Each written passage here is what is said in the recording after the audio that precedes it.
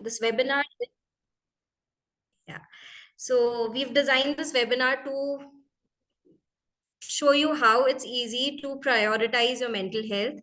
And it just takes 5-10 minutes in a day to do something which would help you um, have that mental well-being that we strive for. So before getting into the session, let's do a fun poll. We imagine if you could have a superpower, right, to improve your mental health, what would you choose to? Hazel, if you could just launch the poll and we can see the responses. Sure, just give me 1 minute. Yeah.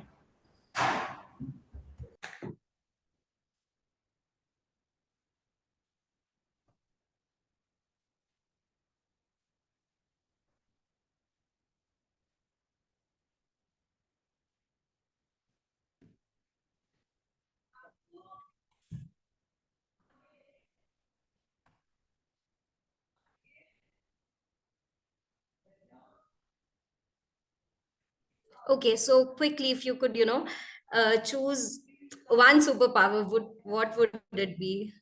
Wow, I already see a winner here. Okay,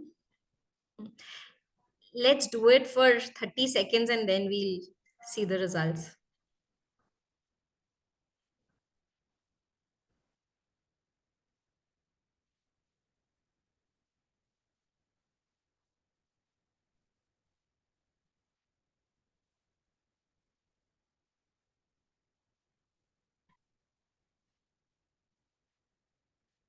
Okay, I think we can end the poll.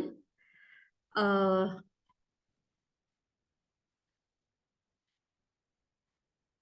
yeah. Hazel, can you show us the results?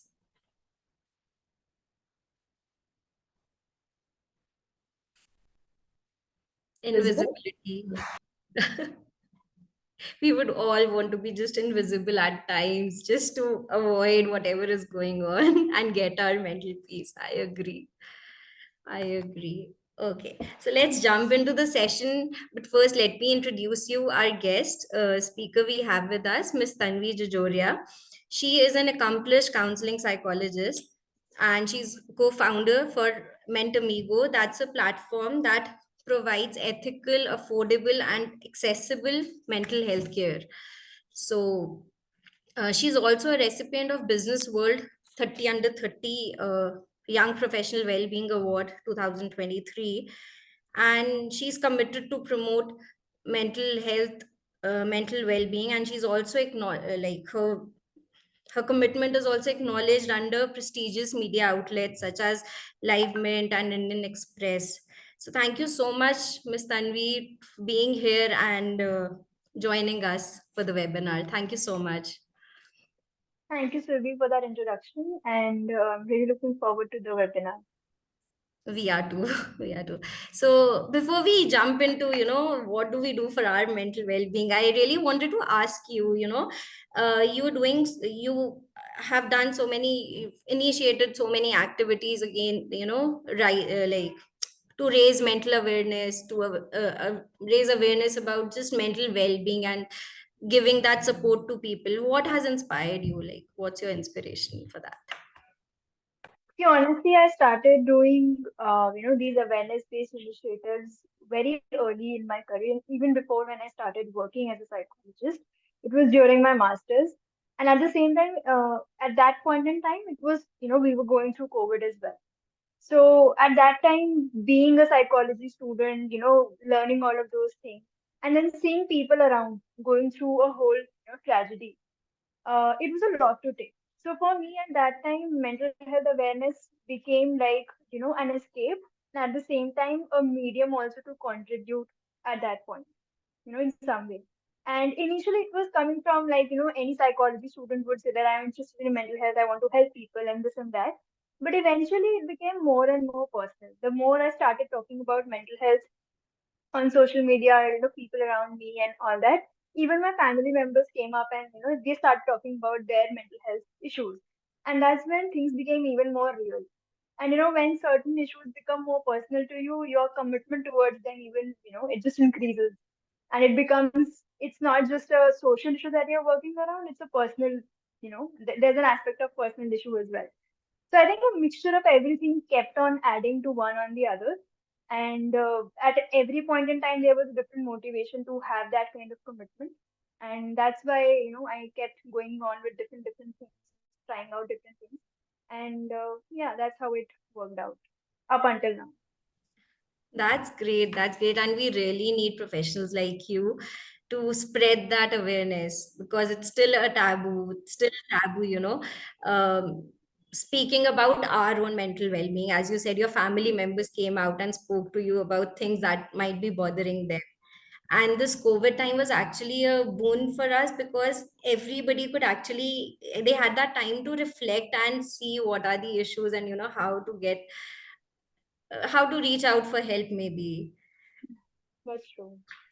Thank you. So now, getting into the discussions, I really wanted to understand from your perspective. When we talk about young adults, we talk about adolescents. Why is talking about mental health or doing something about mental well-being important for them? See, when we talk about young adults, especially, in our society, in an Indian society, what is usually assumed is that, because they are young, they don't really have anything to worry about. And especially if you're coming from, a fairly well, financially well background, stable family, and all those things, then again, it's an added, assumption that now you even have everything for you. Your parents are there, you have family, you have good education, and all those additional facilities and everything. So you don't really have anything to worry about.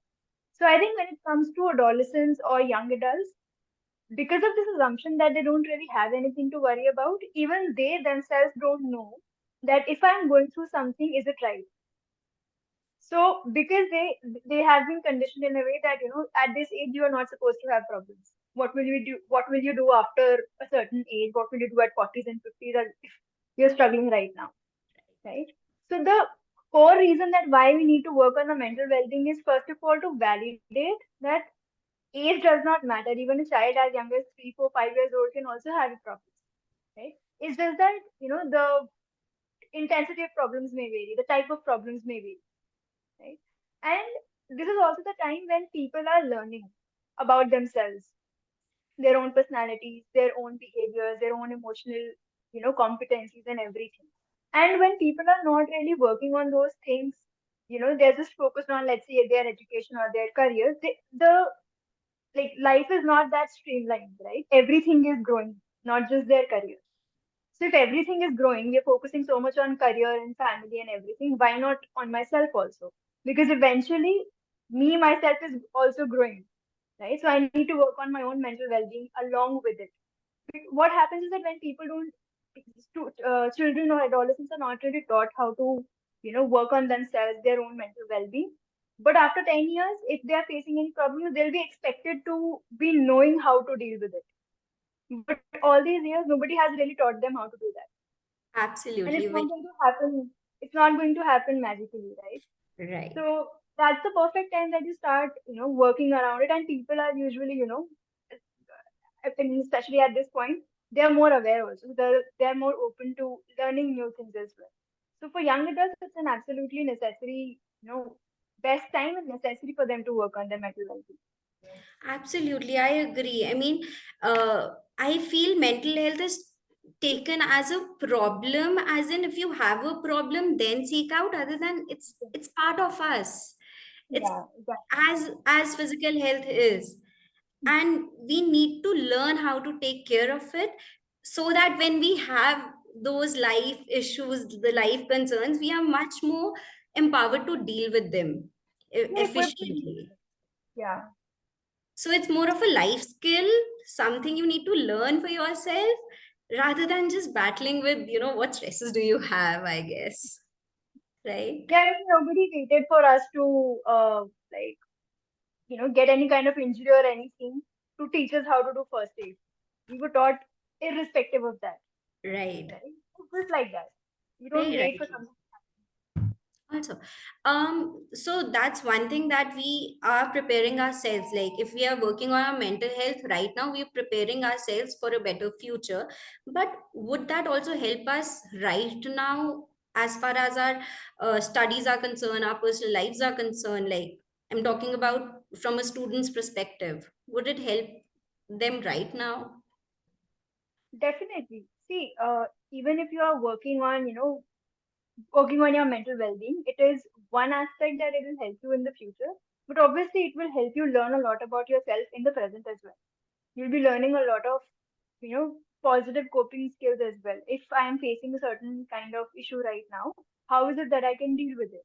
So now, if I've learned a particular thing about, my own mental well-being, that this is how I function, or this is what my emotional need is, or this is how I'm feeling right now, you're not going to wait for future to work on it, right?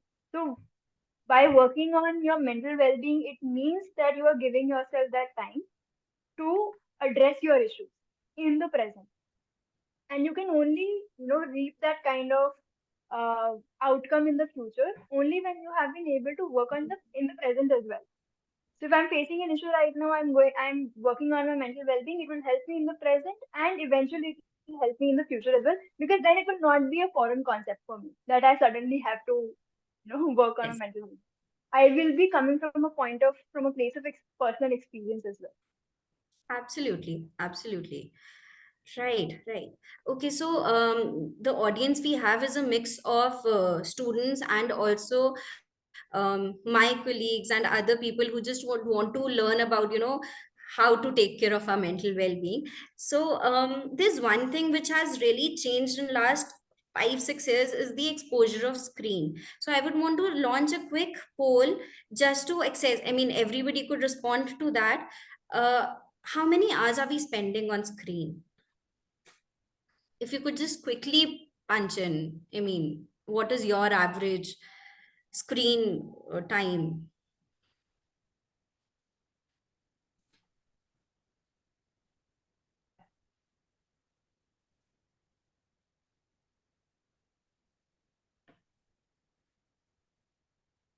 Um, let's wait for 10 more seconds. If you could just punch in your screen time, like what is the time you spend on screens, be it work, be it entertainment.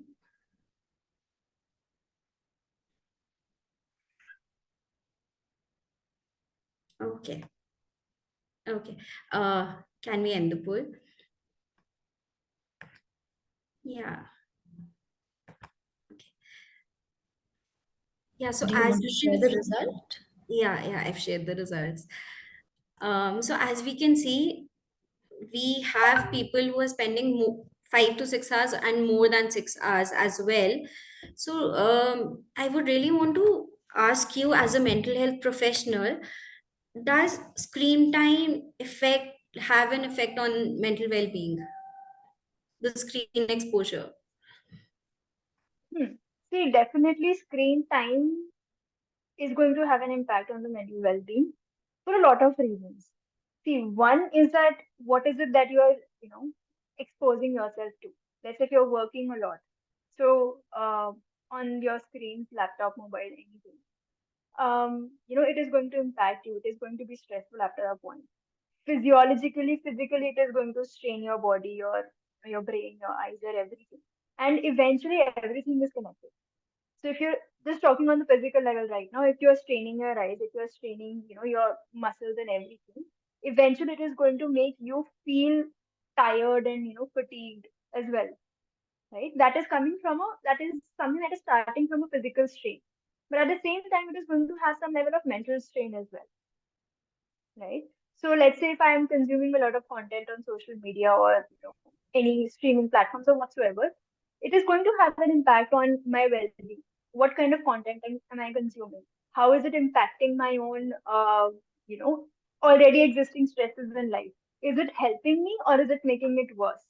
Is it adding more to my already existing issues, or am I using it as an escape for myself? So for everyone, see, screen time is a very big umbrella term. Yes. What are you doing in that screen time is also very much important. And secondly, when it comes to, young adults, they also have this tendency, not just for work, but for a lot of things. We are, the world is like this right now. Even I am working online right now. We are all connected through screens. Right? So expecting that, you cut off your screen time completely may not be a very realistic thing to do for everyone. Right. But there has to be some sort of regulation at the same time. Let's say, now it can affect your sleep as well. So if you're, exposing yourself to a lot of screen time right before you're going to sleep, it is going to affect your sleep. So that is why when you're working on sleep related issues as well, we do suggest that, leave away your phone, your laptop, or any other gadgets at least a couple of hours before. Like that's an ideal situation I'm talking about. A lot of times you're not able to do that, talking more realistically, but ideally a couple of hours you should not be using your phone. I think we That should is consciously take that break we need and definitely. realize we need a break. Yeah, I Yeah. mean, there is no, one rule that can fit everyone. But for everyone, we can make a choice for ourselves that, okay, if I'm using, like some people said, more than 6 hours. So maybe you can go back and, reflect a little bit that where are these more than 6 hours going exactly? Is it just work? Is it something else? Can something be reduced? Can I replace it with something, more, a healthier choice maybe? Even let's say if it's for Yes. entertainment or anything, can I replace it with something else? Yes, yes, I agree. I agree. So, yeah, for most of us, screen time, if we are working online, it's unavoidable, but we have other options, other choices when it comes to entertainment, when it comes to just freshening up our mind. And those choices we can maybe make more consciously. Exactly. Right, right. Thank you so much for sharing that. Um, so now we understand we are leading a very hectic life. And when I'm saying we are, I'm referring to the students and to the adults as well. We are leading a very hectic life, very demanding life. And you look at the students in class 11, 12, going to the college, they have such big ambitions and they have so much, like their to-do list is always ready, right? um but mental health is one thing that just takes a backseat, maybe because we're not taught what to do. So let me again, the last poll I want to quickly launch and understand what are the challenges that come in, while why are we not being able to take care of our mental well-being as actively. So let me just launch this quick poll and then we'll jump onto the 3-week challenge. So if you could quickly put in what are your reasons for it? What are your reasons? And it's a multiple choice question, so you can, if there are two, three reasons, you can punch that in as well.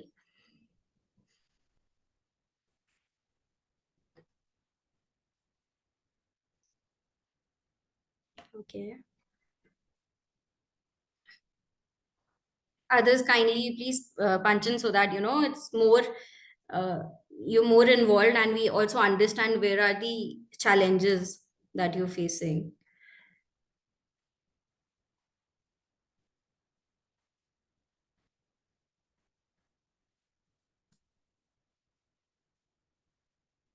Okay.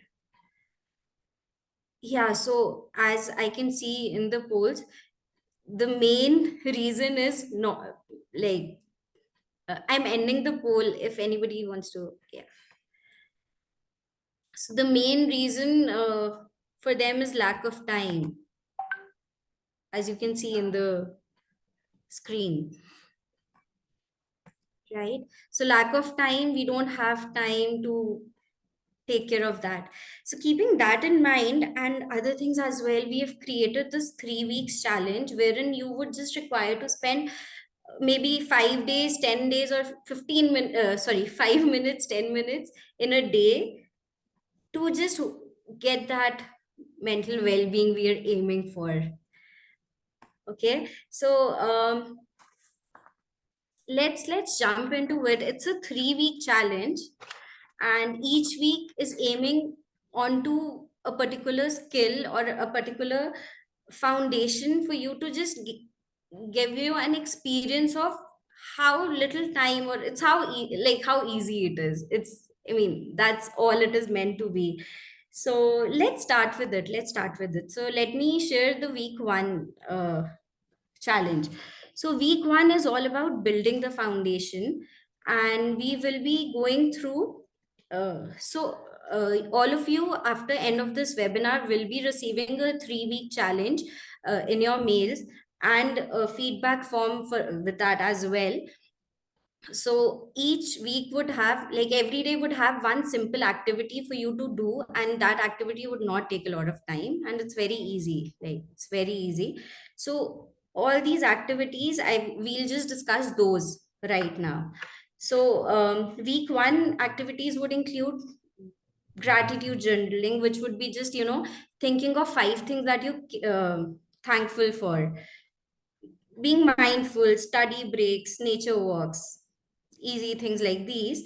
And but doing all these for 7 days would actually lay a groundwork for a balanced mental well-being, a balanced foundation to work towards it. So I really wanted to know, when we talk about gratitude, we talk about mindfulness, do they actually make any difference? Right. I think, like you said, that you are laying the foundation, you're building the foundation right now. And starting that off with mindfulness activities, with gratitude is, I think, a very good approach. And how it usually helps is because, initially, like you said, that there's so much going on with students all the time. And they also mentioned that they don't really have the time to work on their mental well-being. So the first thing is prioritizing and making some time. And when we are so much engaged and so much going around us with respect to our studies, our personal lives, careers, and everything, it is very difficult for us to just sit and do nothing for a while. Like you will, if nothing at all, you will at least reach out for your phone, right? So Yes. when it comes to mindfulness, specifically, it is something that teaches you to be, with yourself, not doing anything else, not engaging so much with your environment.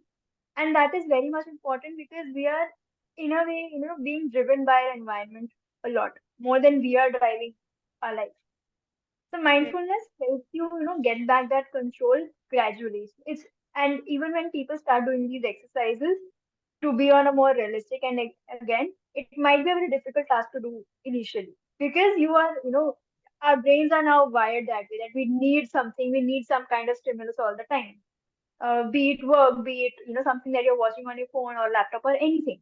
So being mindful of your own thoughts, and a lot of times you might not even like your own thoughts. You might not be even comfortable with your own thoughts, right?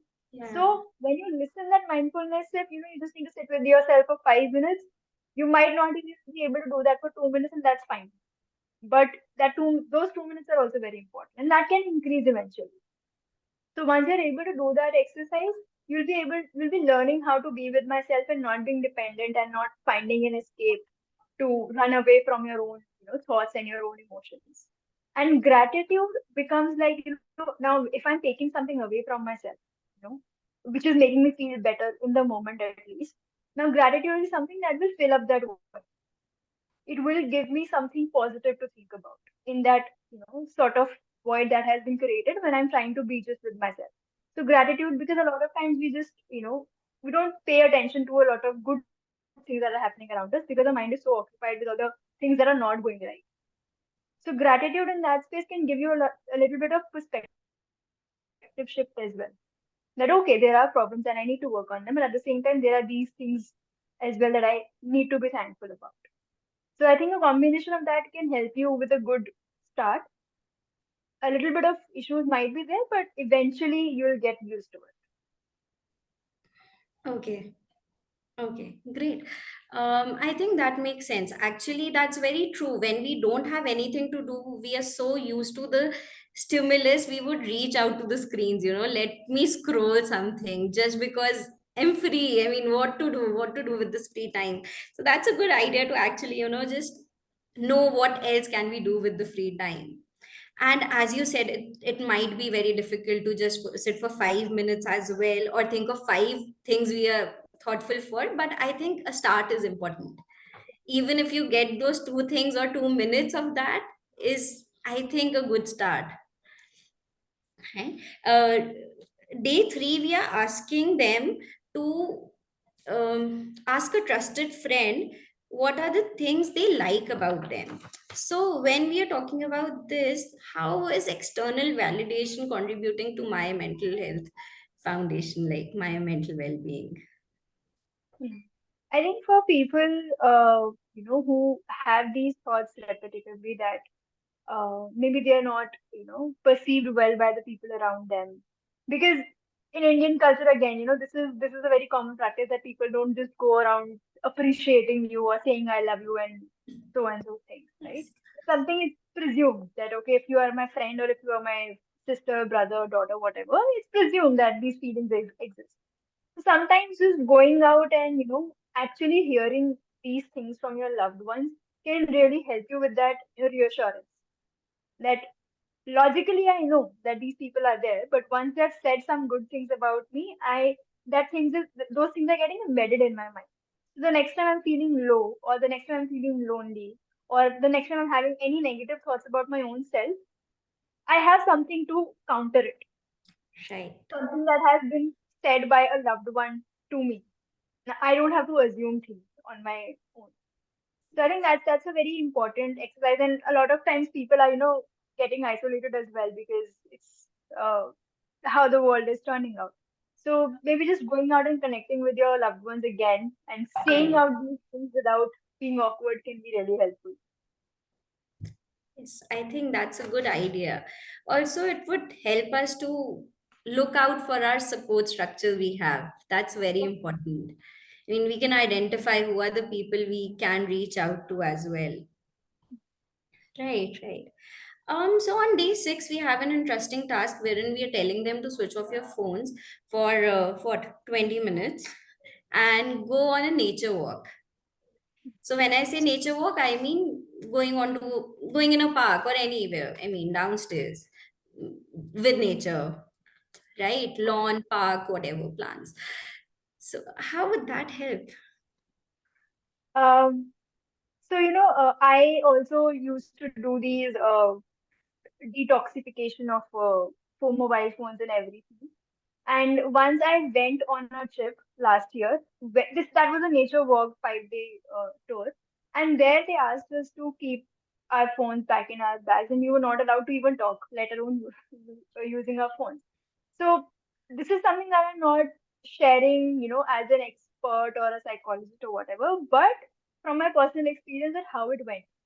So initially, 5 minutes it was very, very difficult. One, you don't have your phones, so walking around doing nothing is difficult. And second, you can't even talk to any other person in that group. So, but eventually, while we were hiking, while we were moving forward, because you were made to focus on yourself and the nature around you, eventually you don't even feel the need, right? Why we are indulging so much in using phones or consuming content or doing whatever that we are doing is because it is fulfilling some sort of need that we have at that point in time. Initially there is going to be some resistance. Initially you will feel uncomfortable that what is happening, what should I do with myself right now. But when you're connecting with nature, when you are indulging yourself in that kind of an environment, it will fulfill that need for you in some or the other way. And after a while, you may experience this. I'm not saying it's going to be exactly the same, but you may experience that you may not even feel the need that, oh, I have to be connected.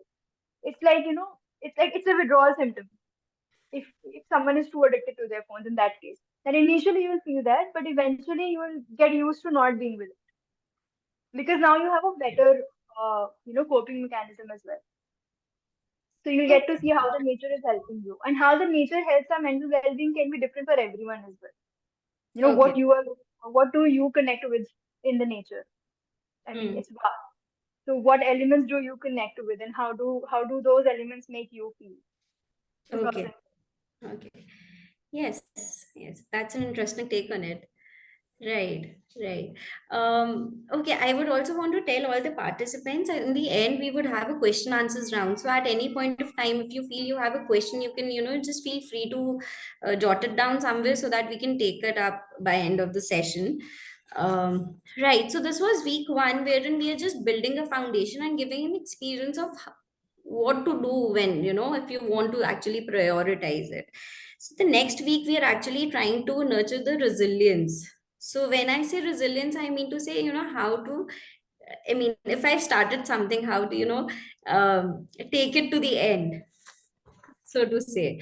So in this, we have, again, we have some activities which are again, one mindful meal, for example, wherein we're just sitting and tasting each bite of it, observing the texture of the food, we are observing the temperatures, the texture.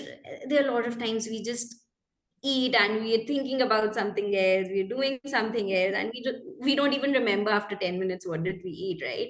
So that's just one mindful meal in a day. Doing something creative, having a dance party. So these are the activities like this. Reading at least 10 pages of a book that you like. So these are the kinds of activities we would feel that it would cultivate the resilience in it and keep us going, right? So as I told you, we have this thing wherein we would want to move out, stretch out our bodies, or have a 5 minutes dance party. How would that, scientifically speaking, how would that have an impact? Like just 5 minutes dance is like nothing, it's very casual. So, but what impact can it have in our mental well-being? See, when we talk about doing all these activities, mindfulness or dance parties or anything, when you're engaged in activities that make you feel good, there are also certain hormones that are released in your body, right? So even if you're not feeling like doing anything in that moment, pushing yourself, uh, again, it's very subjective, but if it is possible, pushing yourself out and taking those 5 minutes to do those activities can actually break that, loop for yourself that you're stuck in. And Okay. in those 5 minutes, you might experience that rush of hormones as well. Like, your Right. body will experience that at least, right? And you will experience the feeling. So in that moment, there is a lot that is happening. So let's say if I take the 5 minutes dance activity, it may seem a little, weird that okay, why am I standing up and dancing suddenly? But eventually, in those 5 minutes, a lot of things will change in your body and your mind, right? One, you will get a break from whatever you are doing and whatever is making you stressed, and whatever thoughts you're having. Second, it will give you some time to feel a little better. When you are in a state of mind which is not a very good place to be, you're not even able to come up with, ways to deal with the problem. You're stuck with the problem. But the moment you shift your environment a little bit, the moment you change your situation, like, your own mental space a little bit, you also buy yourself some time to work on the solution part of the problem. And that is how resilience is. Resilience cannot just be built by, that problem exists and I am doing something, very short lived, so kuch maine kiya and some distraction, and it will get better. No. That distraction has to be in a way that it helps you buy some time for yourself to feel a little better, and then you can work around, whatever is needed to be done. That 5 minute dance activity, that going out in the nature, having a mindful meal, it will give you that pause from the existing stresses that are already there. It will, release those hormones in your body that will help you feel better. And, it will also help you gain a different perspective eventually. Sometimes you see that, we are doing a very unrelated activity, not related to whatever problem that you're going through. And still sometimes things, strike to your mind that, okay, maybe this is something that, can be helpful for me in a problem which is completely unrelated. Sometimes you need to distance yourself from your problems a little bit, zoom out, and then gain perspective. Right. And also, I feel even if we don't have any problems or stresses as such, but we take those 5 minutes and just put on a music we like and we just jump around, forget dancing. Even if I don't know how to dance, just jump with the beats. I mean, that's it. I think the hormones that are released during that time gives you such good energy to go through your day, Exactly. Yeah. right? I mean, by problems, it doesn't mean that you need to have some major life issues. Yeah, But yeah, you just say that attending a lot of classes could be tiring. So you're taking a break. absolutely. That's it. Absolutely. Which is very rightly said. As you mentioned in the beginning of the session, we feel, I mean, abhi to you're still in school, what stresses do you have? But we don't like, they have stresses and they affect their bodies as equally as it would affect a 40-year-old with their own problems, right? So we still need to take care of that stresses and worries, no matter how trivial the other person seems it may be, right? um this week on 10th day we have an activity wherein we are saying you go connect to a friend or a family member and also have a meaningful conversation. I mean, we just tell them to connect, talk, and share.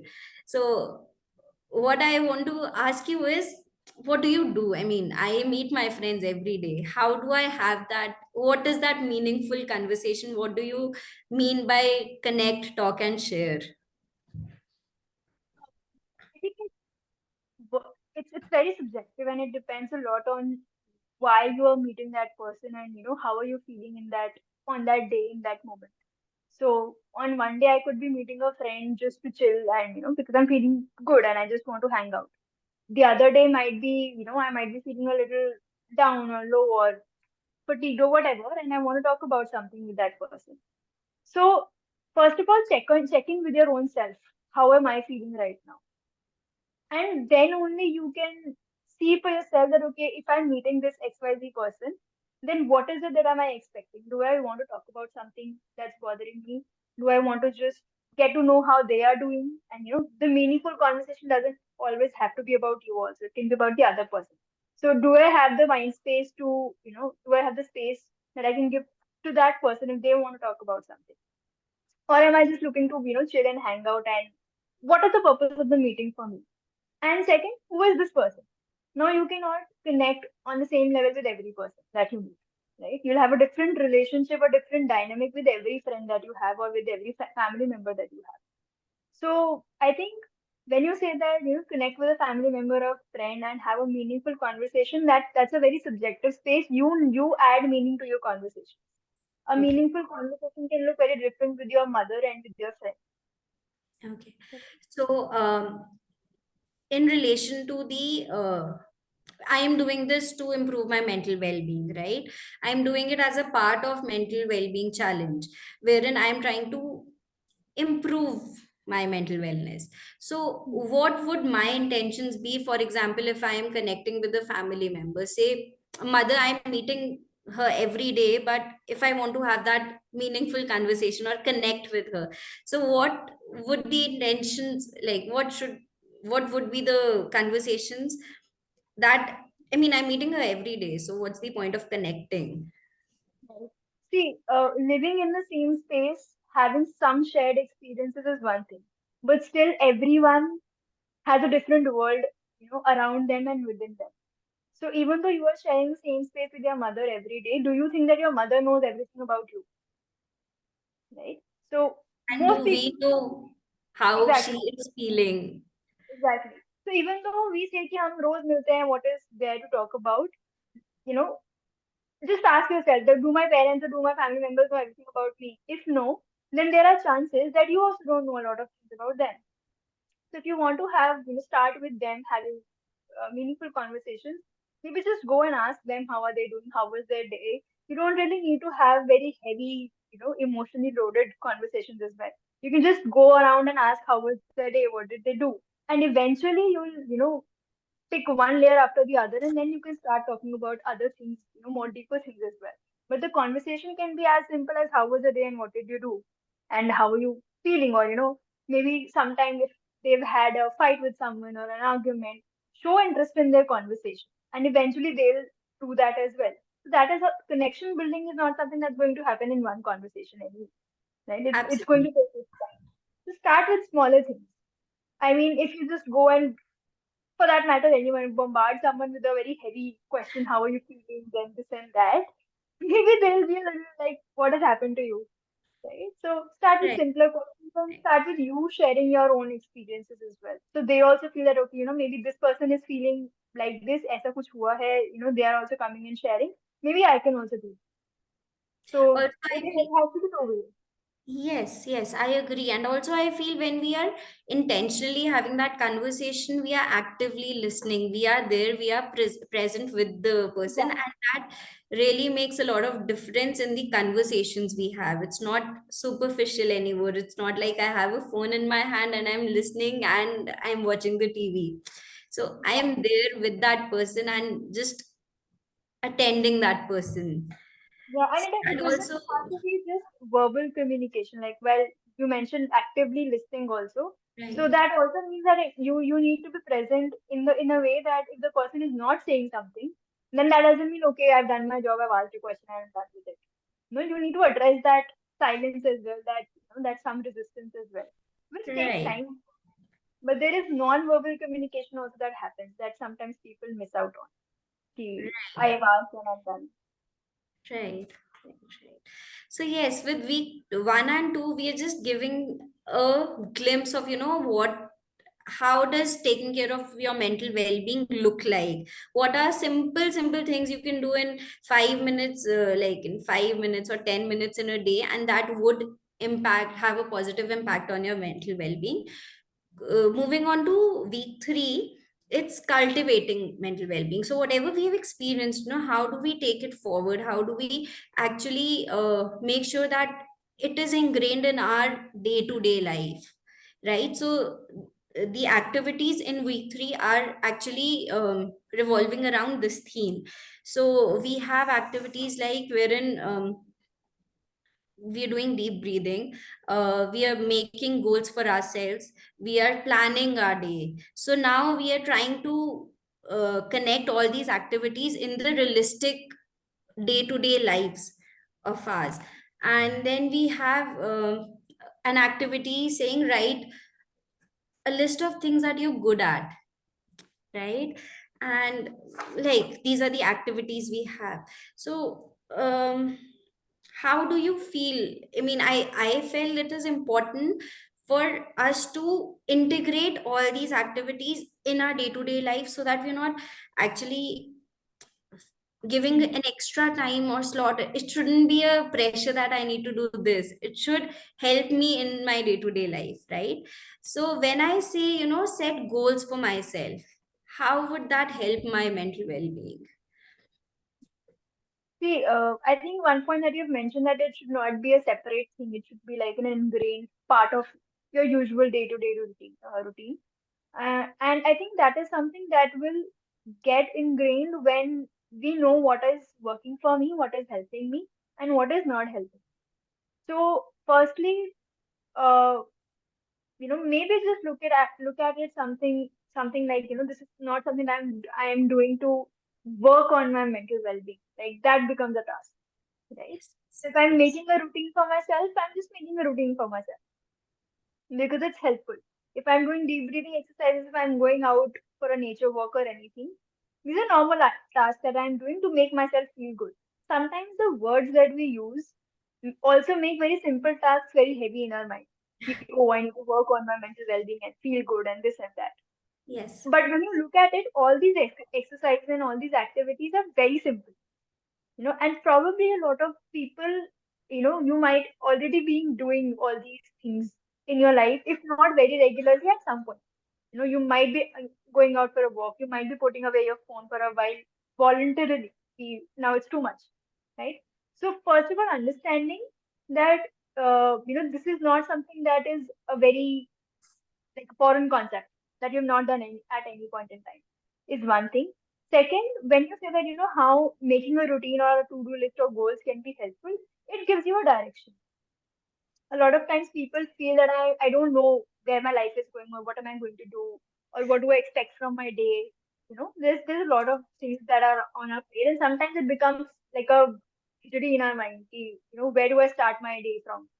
What should I prioritize in my mind? So setting goals, prioritizing tasks, prioritizing what needs to be done when will give you a direction in your day, in your mind also. Some thought clarity would be there, so you will feel less overwhelmed.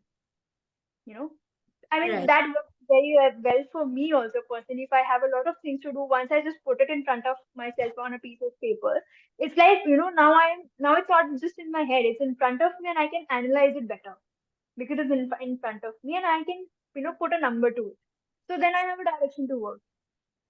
Also, one thing I would want to add on to here is making a to-do list and striking off whatever I did is really reinforcing.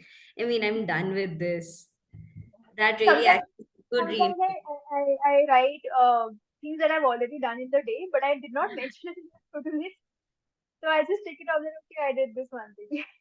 Yeah, I think these small achievements add on to our resilience. It adds on to the our confidence that we can handle difficult situations as well.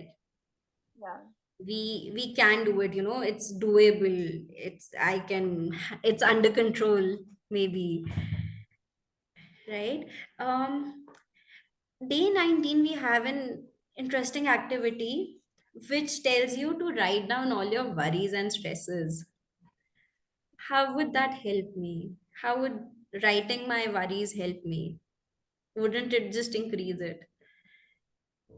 Um, Technically, it might increase the feeling, the uncomfortable feeling in that moment for a while, but that's the part of the process, right? You need to feel that discomfort. There's a reason why you have not been addressing or not been, verbalizing those issues because you did not want to feel that discomfort. But Sure. now when you are writing it down, I will not sugarcoat it and say, ki, nahi, it's going to be better from that very moment. No, it's going to be difficult. But you need to face that difficult phase so that you can eventually start working on it and things can start getting better from there. So eventually, initially you might feel that, okay, why am I writing this? This is just increasing my anxiety. This is just increasing my all those emotions. But it is important for you to feel that so that you know how these problems make you feel. You know that, okay, this particular subject or this particular issue in my life makes me feel this way. That kind of awareness is important. And awareness is bound to make you uncomfortable initially, but it comes with a very good consequence if you start working on it. So eventually it's going to be helpful if you start writing down your stresses because it's like you're making yourself more aware about your own problems. You're not running away from them. Yes. And even though there is discomfort right now, it will eventually turn out to be a better, outcome once you work on it. Yes, I agree. I agree. It's all about being aware and again accepting, yes, this is something I really need to work on because this is creating that discomfort in me every day. And yeah, great, great. Yeah, so these were a few examples of the activities we've taken into account. These were a few things I felt needed to be addressed before starting the challenge. That why are we doing it? Yeah, I mean, I am done with my questions. If you have any other queries or questions you would want to ask, Miss Tanvi, please go ahead. You can raise your hand or just let us know. Any questions anybody would have? Yes, Ashwarya. Isn't it? Hi. Hi. I'm sorry I can't switch on my camera if that's okay. That's all right. That's all. Hi, my name is Aishwarya. I am from Manchester International School. I am currently in my 11th grade. So I'm not sure if you're aware of this board, but I come from the International Baccalaureate, and I study in this board, and it always expects me to be on my screen. And while always in school, and once I come back from school, so it always expects me to be on my device. And sometimes because I have my device, with the internet and all, I sometimes lose focus and I start doing something else rather than my academics. So, what are some ways you suggest I could try to bring my focus more on to my academics rather than others? And in case I start facing stress because of this procrastination, how do you think I should handle this situation? Okay, so Aishwarya, thank you for sharing that. I think that's a very prominent issue because one is that not every factor is in your control. You are expected to be on your screen. But at the Yes. same time, if you're procrastinating and not being able to focus on your studies, um, one thing that you can work around is that how is it that you're using your time at that point. If you're not studying, if you're not focusing on your academics, what is it that you're doing? And you know, how do in general studying? Let's keep the screen time aside for a moment. How do the academics part make you feel? You know, when you're just studying. So is the screen time the issue, the sole issue, or studying is the issue, or there is any third issue that you are not aware of, you not shared right now? So I think for you, one important factor is that you first of all need to identify that what exactly am I delaying. So when we are procrastinating, when we are not wanting to do something, there is also something that we are delaying in our mind. It's not just one factor that stands alone. So I think try to understand yourself a little better. And if there is a practical issue, practical challenge that you were made to, be on screen, then I would also say that, coming from a more practical angle as well, let's see if there is any other solution that can help you resolve that screen time issue as well, right? Because not everything can be handled on a personal level only. If it's a systemic issue that you're facing, then maybe, talk to someone, your school teachers, your parents, or anyone, and share that problem with them. This is what is happening. Because similarly, like you, other students might also be facing a similar issue, right? So some things need to be worked around on a personal level, some things need to be addressed on a more, systemic level as well. And that's something that you can talk with the concerned people. Thank you.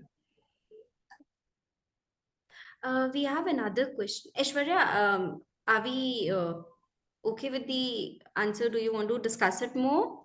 No, no, thank you so much. Okay, thank you. Thank you so much. Thank you so much. We have another question. How do I manage mental health during studies? Uh, she's a class 10 student. So, do you want to take up? I think this 3 weeks challenge that the university is running is one of the ways that you can find out what works well for you, right? I mean, I understand being in 10th standard studies can be really overwhelming. So if in general you are asking that how do I work on my mental health, these are very, practically sorted techniques and ways that you can try out. And it's not necessary that you have to do everything all the time. You see what works best for you, what is helping you the most, and you try to incorporate that in your life. If there is something that is bothering you, when you talk about mental health, it's a very broad term.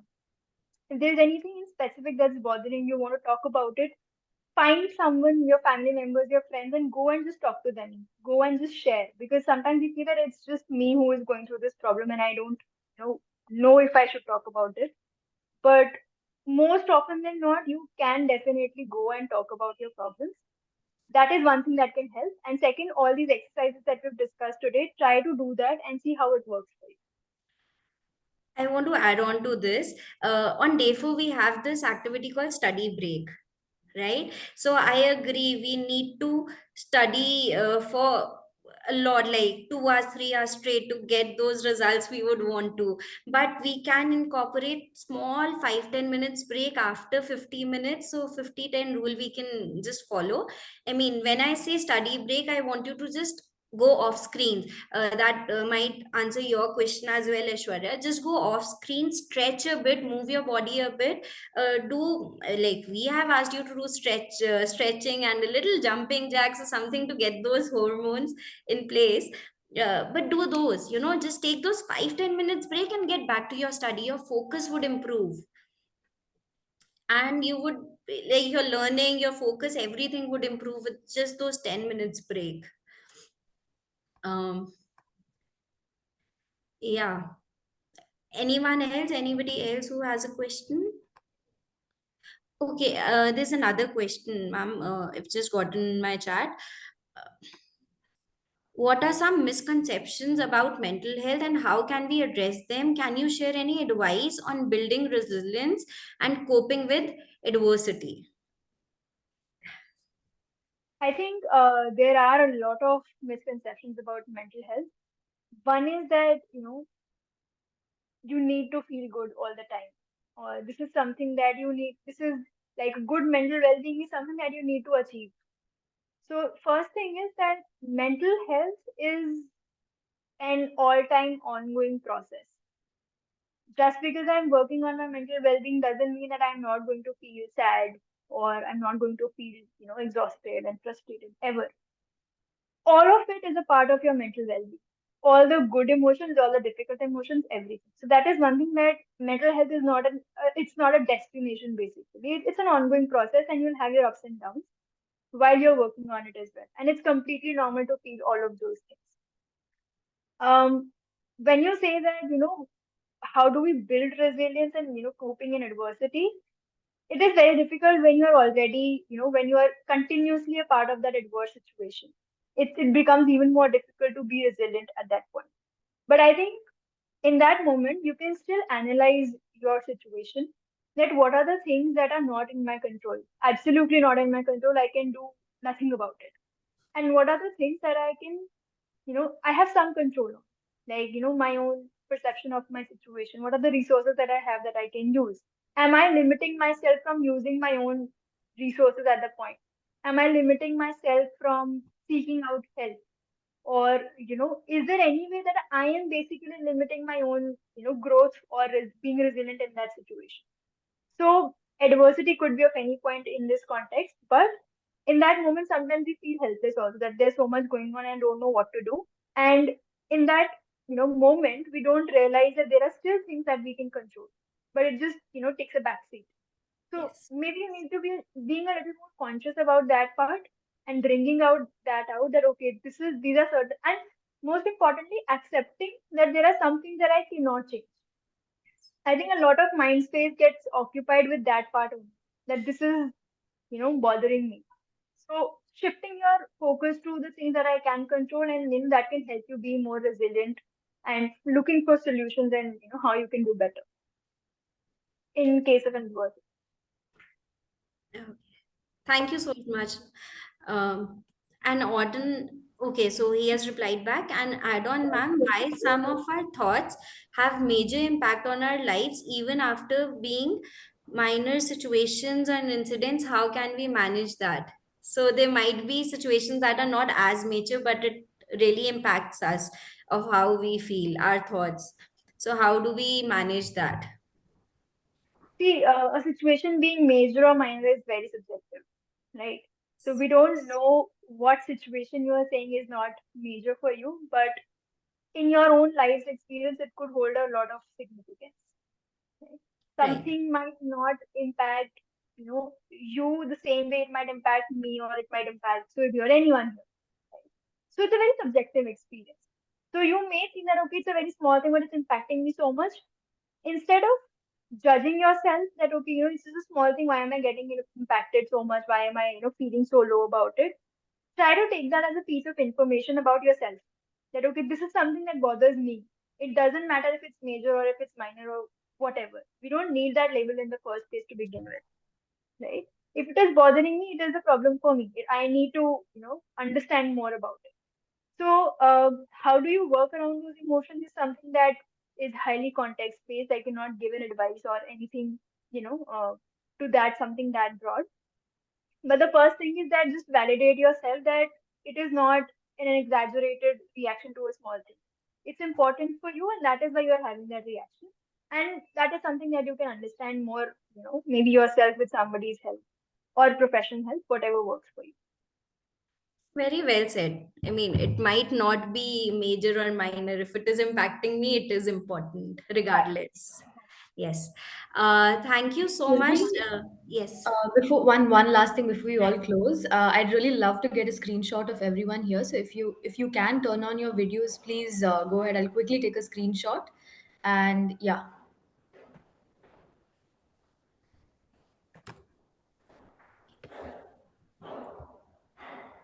yes. All right, thank you. Maybe we can proceed further. Over to you, Sylvie. Okay, so that's it from my side. As we conclude, do you have any final thoughts? I mean, I know we will have one activity every day, and it might take a lot of time. I mean, I might feel easy to do one thing, not another thing. So, what do you have like your final thoughts about? Why should I do it, or how can I sustain Um, doing it? hmm. I think the goal could be this one thing that I want to understand through this 3 weeks challenge, that uh, what helps me in my own mental well-being journey, right? I may or may not be able to do all the things, and this is not a competition. This is like an exploratory journey for me. So, how you perceive this whole challenge is also very important. And it is okay if you're not able to do, let's say, out of 10 things, you're not able to do four, five, six, even nine, but you were able to do that one thing. So, one thing that I would like to say is that don't take it as a competition or as a challenge. Take it as a journey for yourself. Understand what is working for me and what is not working for me. And second, even if you're not able to do anything, that is just again a piece of information that this did not work for me. I can do something else. So don't judge yourself for not being able to do a certain task that was allotted, because everyone has their own way of coping with things. And all the techniques and all the activities that are being shared are some things that are broadly observed and have proved to be helpful for different people. So just pick and choose for yourself and don't judge yourself for not being able to do anything. It's just a journey for yourself to understand. That's it. Okay. Thank you so much. Thank you for joining. Thank you, everybody, to being part of this wonderful webinar. And thank you, Tanvi ma'am, for being here and enlightening us. Thank you so much. Thank Thank you you. so much, Surgi, and everyone who joined. I hope it was helpful. And all the best to everyone who is taking up this challenge. I hope the challenge also helps you a lot, and you get to learn yourself about yourself. Thank you. Thank you so much. Okay, once we end the webinar, you'll be receiving on the same email IDs. You'll be receiving this challenge along with the reflection sheets, weekly reflection sheets, wherein you can put in, what worked for you, what didn't work for you, and what are the things you would want to carry forward. Right. So if we don't have any other questions, we'll just like conclude the meeting. Right. Okay. I think we can. Yes. All Thank right. you. Thank you. Thank you so much, Thank you. Tanvi. Thank you so much. Thank you, Sylvie. Thank you. Thank you, Hazel. Yeah. Bye bye. Bye.